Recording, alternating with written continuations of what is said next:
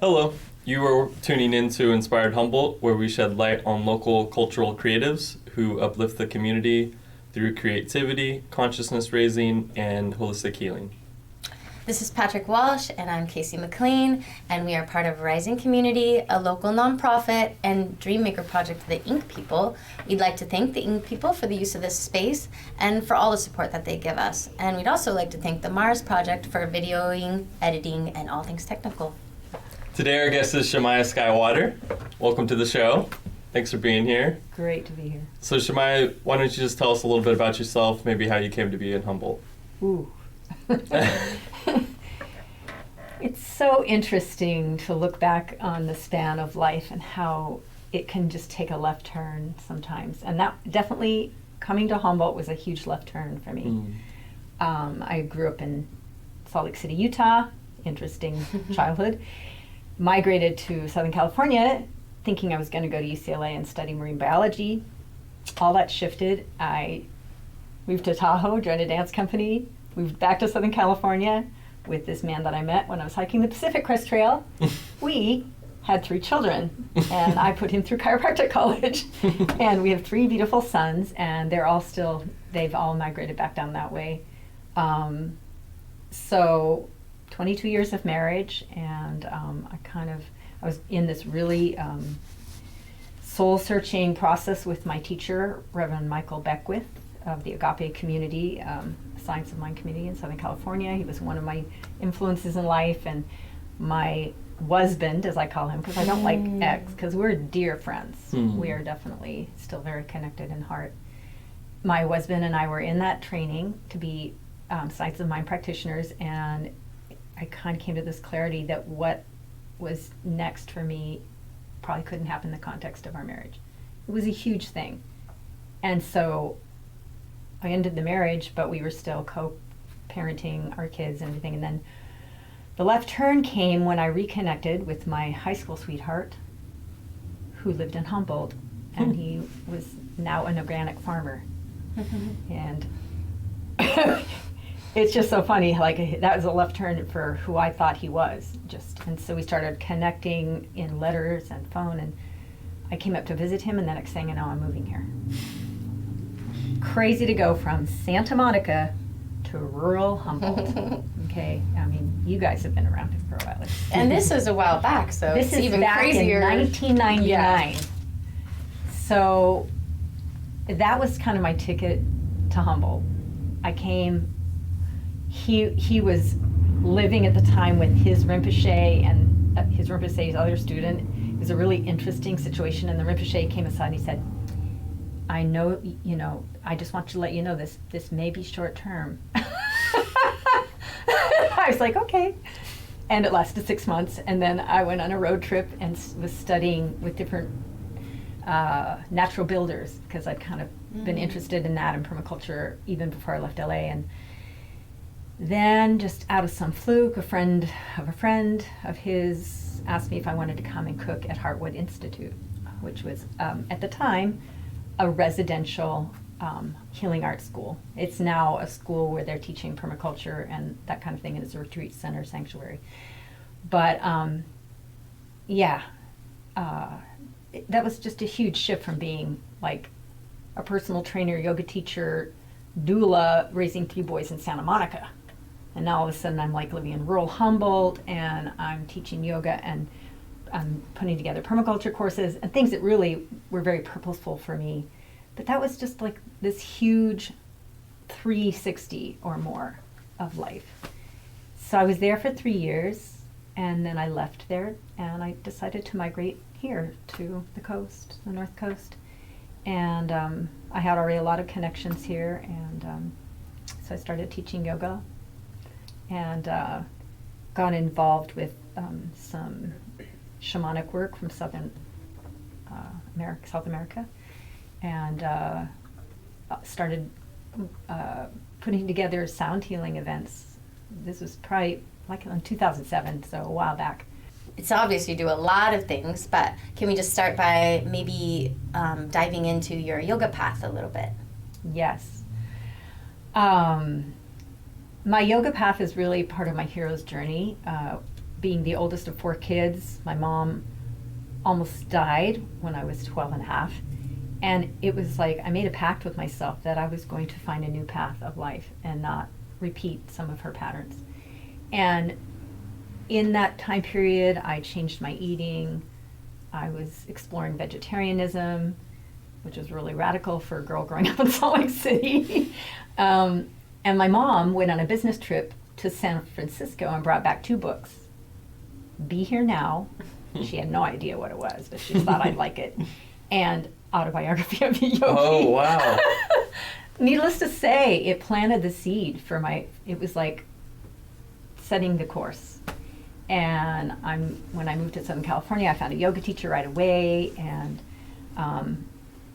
the other thing I was really drawn to, because my mom was a sociologist, I was always reading all of her books, and she had this one book about Esalen and the work they were doing there. And so I was really interested in like consciousness raising and community and stuff. It was so foreign, but I was really drawn to the stories about people doing communal living. And so my first house that I lived in Southern California was a communal house of Sufis that were all macrobiotic and all vegetarians.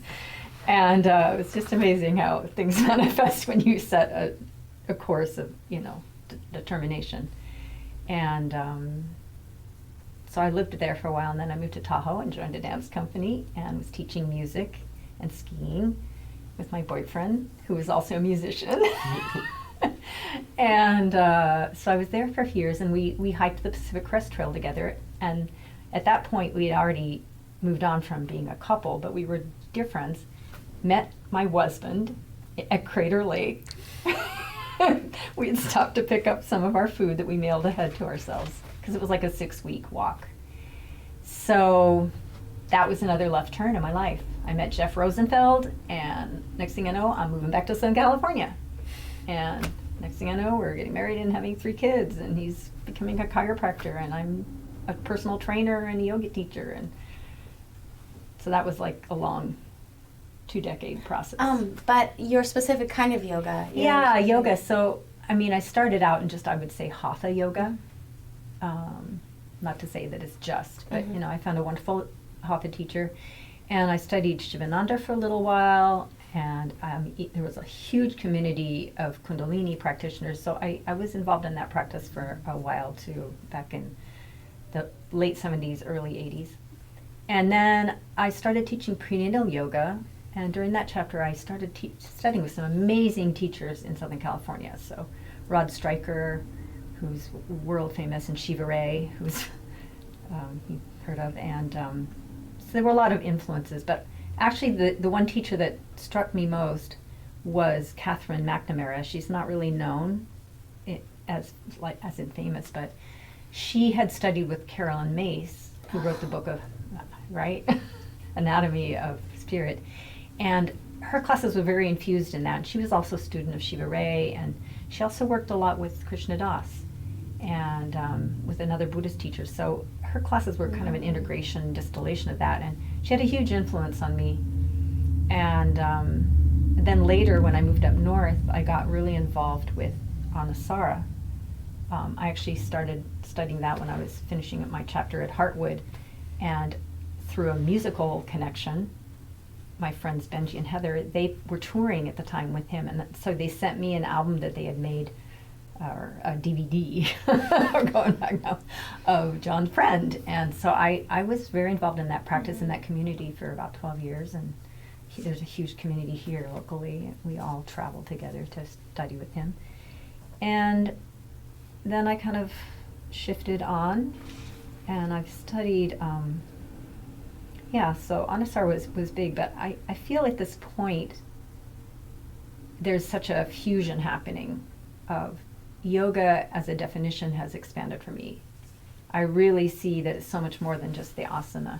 So it sounds like you've done yoga for a long time. Could you tell us maybe some of your greatest takeaways from your practice?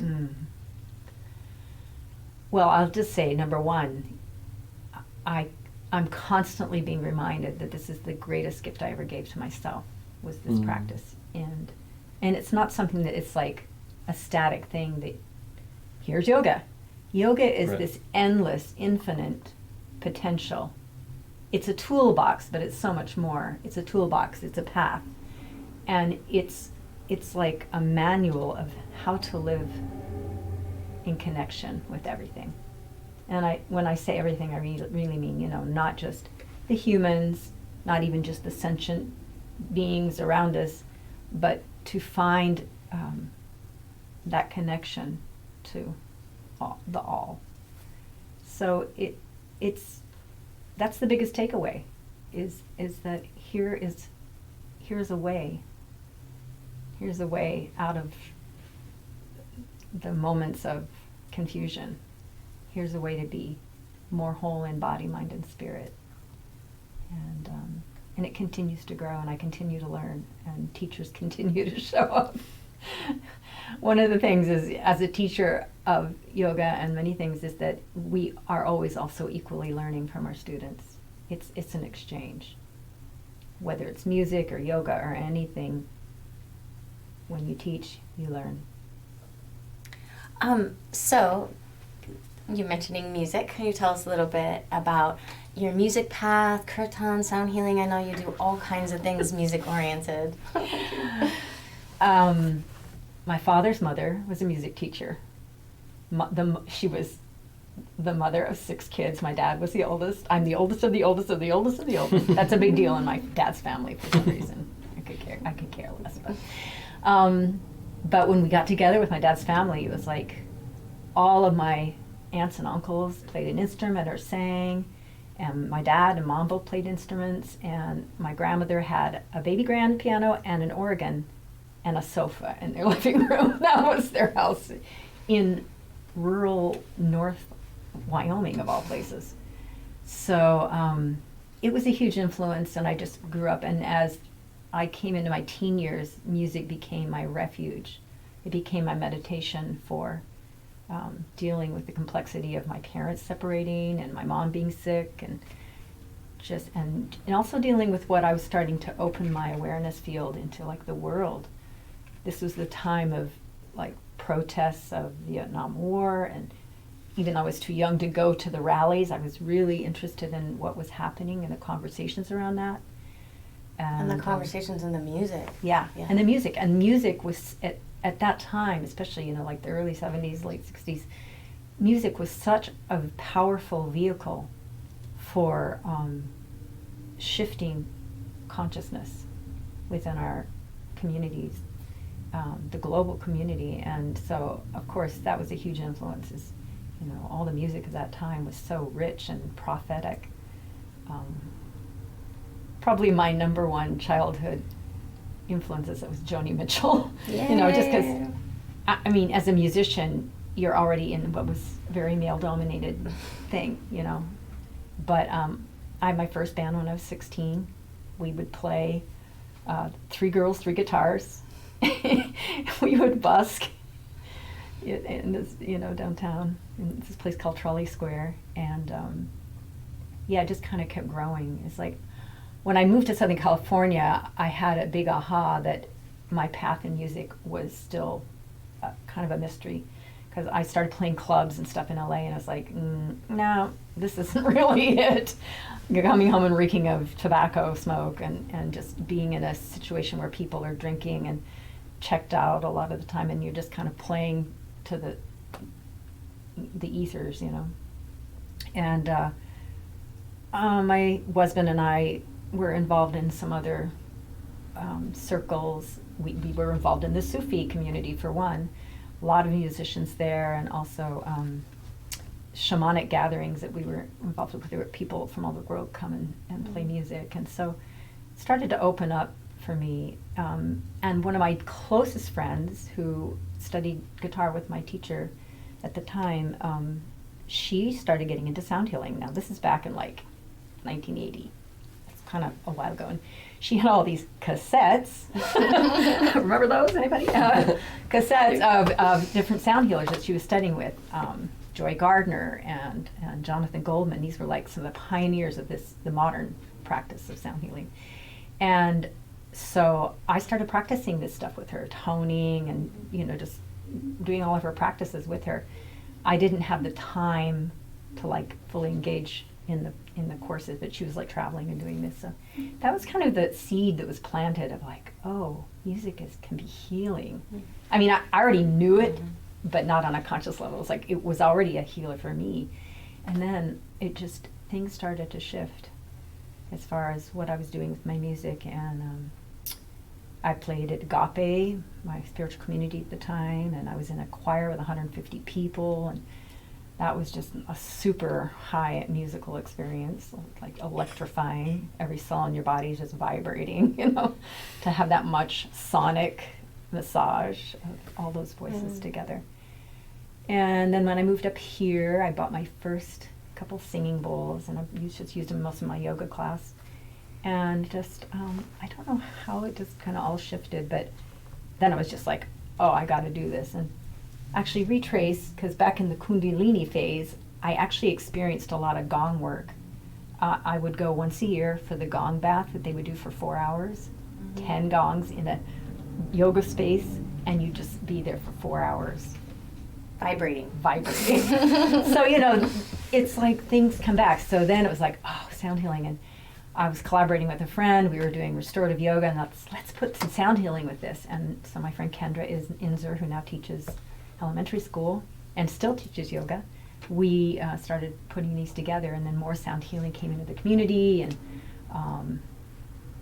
I started expanding. I went to India and bought lots of singing bowls and sent them home with everybody because I at the retreat that I was working on, because I couldn't fit them all in my luggage. But and on that note, last year, or was it 2 years ago, you had a in the plaza in Arcata, you guys did a public sound healing, which was so incredible. Yeah, it was a magical moment. Yeah, we had this idea. Well, I can't remember how the seed got planted, but I just had this vision of doing something at the plaza, and I told my friend Laura, who did sound baths with me, and she said, well, I know someone that works on the board for the North Country Fair. Maybe we should just do it there. I'm like, yes, absolutely. And so we rounded up all these wonderful local sound healers that we have, including my friend Jen Madrone, who will be collaborating with me in a short time, and you should interview her. She's got a great YouTube, Jen Madrone. Anyway, a little plug there. But yeah, we put together a package, and they were like, this would be a great way to close the event.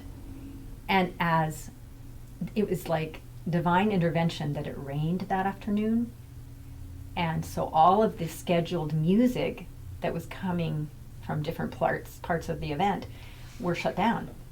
So it was just us. It was like, I don't know how many gongs we had, and like 40 singing bowls and gongs and chimes. And it stopped raining enough for everybody to be out and experience it. It was amazing. And people that had never experienced sound healing were there, and just to bring that to our community like that was like a dream for me, for all of us, I'm sure. It was such a dreamy day. It was such a dreamy day. It was, extraordinary. One of those, upper level. Yeah. So you mentioned Laura and Jen Madrone. Are there any other people that you collaborate with? Yes. A wonderful musician, young musician that I have collaborated with a lot, Joshua Tree Parmalu. And he's in a band with me that we, up until COVID, were doing kirtan live at Om Shala Yoga, 8-piece band, and he plays many instruments like me. We both play a lot of strings, and he plays percussion and hang drum, and he's also part of my sound healing crew. So we're kind of a core group together, and then other people come in and play with us. And so we've done a lot together. I'm trying to think of who else. Laura Renault, who Golden Yogini, she's 71 and just drop dead gorgeous. Yeah, we're having her on here. Yeah, for sure, you should have her on here. And she's putting out a beautiful offering to vital elder people, and I just love what she's doing and love her. And Jen Madrone, who plays gongs, and we both studied acutonics, so we use the tuning forks and bowls, of course, and other things. So those are some of my collaborators. And Drea Silvestri has also come, and we were working on the hanging sound baths, which are no longer happening, unfortunately, but people hanging in hammocks and having a sound bath that was quite epic. So yeah, there's been a lot of different collaborators, and I'm sure that it will continue. And I know that you have different offerings that come online or events or just different things. How can people stay connected to what you have going on or follow you or listen to your music or any of that? Yeah. Well, right now, my son, who's a producer but not working much these days, Reese, DJ Release, his main project has been Dim and Saints, which he does with this other producer, Antenna, however you say it. So he's actually going to be coming up here, and we're going to try to reframe some of my music that I've done. And he's done some production work on mine, and I actually do have something on my phone that we could play. But anyway, yeah. So Reese is going to work with me on that, and I'm very active on social media, but probably the best way to see what I'm up to is Instagram.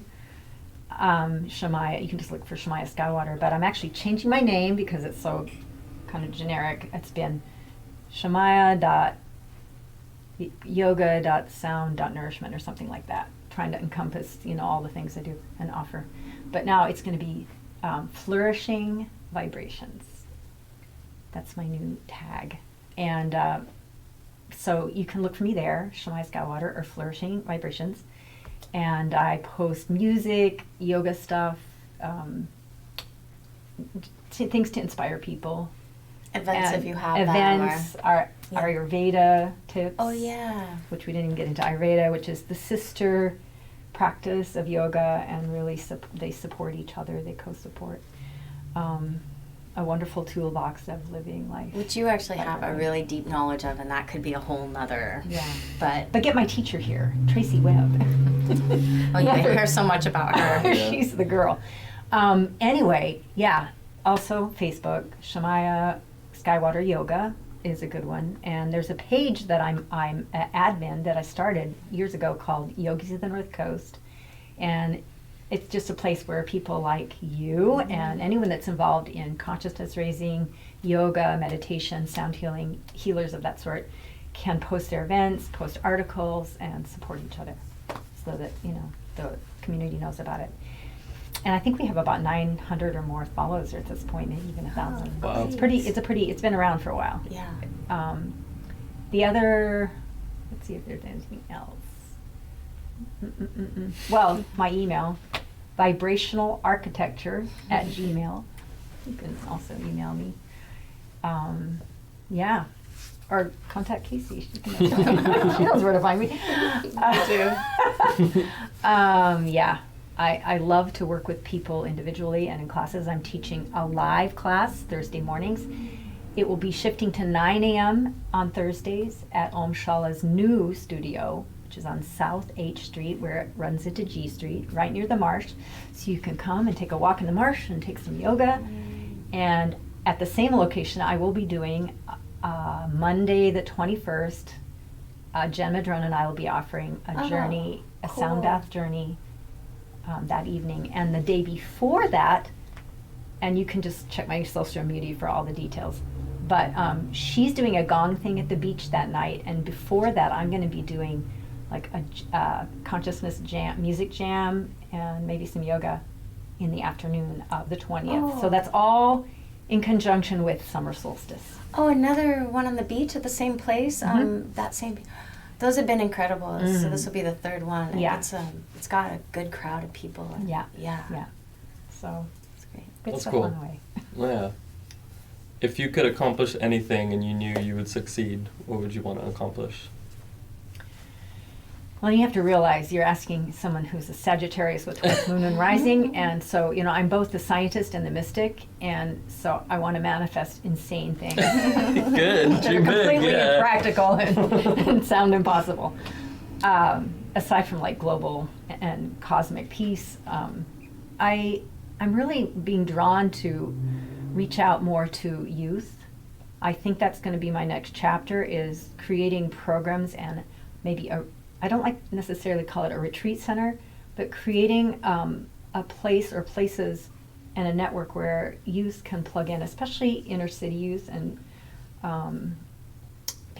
there's a lot of young people now that they're choosing to come to the planet at this time, and I want to offer them the support of people like myself who can both mentor them, but they'll be mentoring me too, of course, and to give them more tools to navigate what the world is. And alternatives. Alternatives. Yeah. So permaculture, yoga, Ayurveda, meditation, vibrational practices, herbology, aromatherapy. Yeah. all that Alchemy. good- Alchemy, sure, yeah.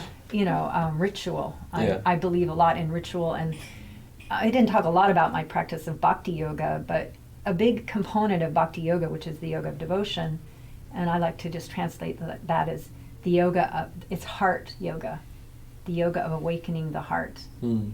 And at least that is what it is for me, and that it's something that we do as a community. And when we come together as a community and we create a resonant field together, that in and of itself is, it's a collective healing for all the people assembled, but it radiates out. So. And my next question is kind of what keeps you inspired, and that kind of sounds like part of what, that feeling is part of what keeps you inspired. Is there other things that I mean, inspire you? I'm inspired by what I see people doing. Mhm. I'm just inspired by people like yourselves, you know, seeing that love flourishes. And I'm a beauty whore from way back. And so when I see beauty, I'm inspired. And beauty can come in so many ways. It could be just the simplest thing, that some gesture of a human to another human or to the earth. So yeah, I'm inspired by love. It's kind of that basic. Yeah. That's big. Yeah. That's, It's pure. yeah, that's pure. Sweet. Well, cool. Thank you so much for Yeah. being on the show and sharing your inspiration and your time with us. After we say goodbye, we're going to play a little excerpt of some of your music. Yes. Or maybe even a whole song. Or maybe a whole song. We'll see. Wonderful. Yeah, so thank you for joining us, and we'll see you next time. Thank you. Thanks. Bye-bye. Bye.